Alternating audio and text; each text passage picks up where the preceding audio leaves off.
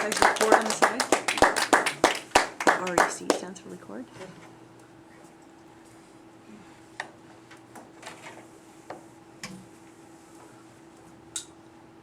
Madam Toastmasters, fellow Toastmasters, most welcome guests.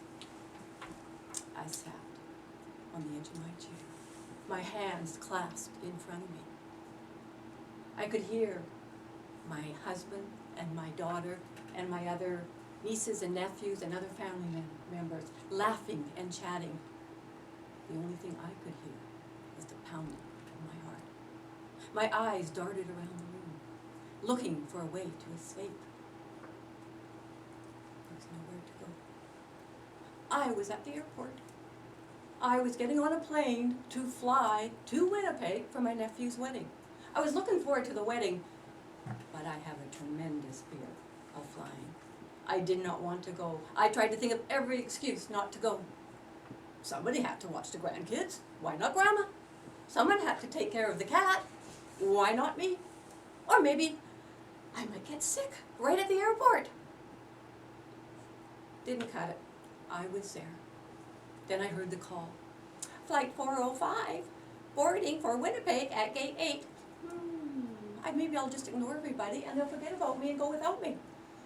Then I hear from my daughter, Mom, come on, get going. I slowly get up and I walk with my boarding pass to get on the plane. And I walk down the long hallway and I reach the door of the plane and I hear, oh my gosh, it's a little plane, it's a Tinker Toy plane. It's got 3 seats on either side in a long narrow hallway. I'm not going on that. It could fall. I could be up there and it could fall and I could get hurt. I don't like that. And all of a sudden I feel a nudge.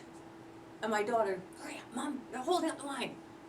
And I walk down that narrow hall, walking down the plank, getting ready to be eaten by the sharks.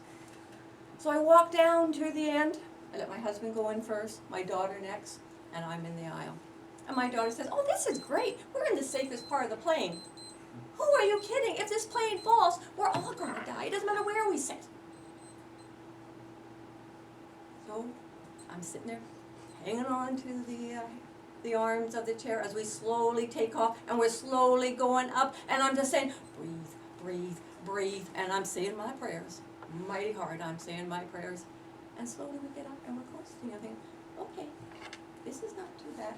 But then we hit the turbulence, and I gasp out loud. And I get glares from all the other passengers. And an elbow in the ribs from my daughter. So I quickly pick up a book, and I'm reading the book as quickly as I can. I think I finished it in 15 minutes. All I remember is something about Sergeant Bentley go down to the morgue and check the body. And then my husband kept on talking, look out the window, look out the window. I'm not looking out the window. So I get up Sudoku, and I'm working on that. And I get curious, and I peek out. Oh my gosh, it was beautiful. The sun coming down through the clouds. And I look down, and there's the earth in a beautiful patchwork quilt over the prairies. The little teeny houses and the little trees and river going through. It was wondrous. A memory I'll never forget. And then I thought, but I'm in this Tinker Toy plane, and I could fall down. So I quickly picked up the book again. I think I read it in another 15 minutes, and all I remember is Sergeant Bentley. Go down to the morgue and view the body. And then we started to get to Winnipeg, and we're slowly making our descent. And as the plane curves around, I thought, I'm going to peek up the window again. So I have a little peek. And it's like the wing was touching the ground, carving a huge path through the prairie. I thought, what a wondrous thing. And it looked like it was chopping off the top of the buildings. And we slowly made it down. And I'm clutching, and we stopped. I made it. I could breathe. I could finally breathe. It was wondrous. I did. And I had a wonderful time at the wedding. 8 lots, danced all night, visited with all the relatives and met new people, did some sightseeing in Winnipeg. I thought it was a great place. And going home wasn't bad either. Put the little earplugs on. We got smart this time and I watched the TV. I thought, Why did I let fear stop me from all these years of not being able to go to the exotic beaches or visit the ruins across the ocean or the grassy fields in England? You can't let fear stop you from doing things, from seeing new opportunities, new experiences, learning. There's a big world out there. And I thought, I was really missing out. And my daughter says, yes, you did such a great job. I think that we should go to Hawaii next year. Oh, Hawaii. I said, baby steps. Baby steps.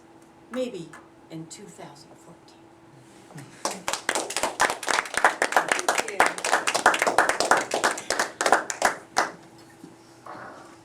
That was great. It reminds me of, I have a girlfriend that I go to Mexico with every year. She flies several times a year. She's very quiet about it, but I can still, in the corner of my eye, I can see the white knuckles on takeoff and landing every time. It doesn't stop her. She just knows that she's gotta get past that part, and then she's fine. If we could please just have a quick minute, Mr. Timer, so that anybody who would like to write little comments, suggestions for Karen.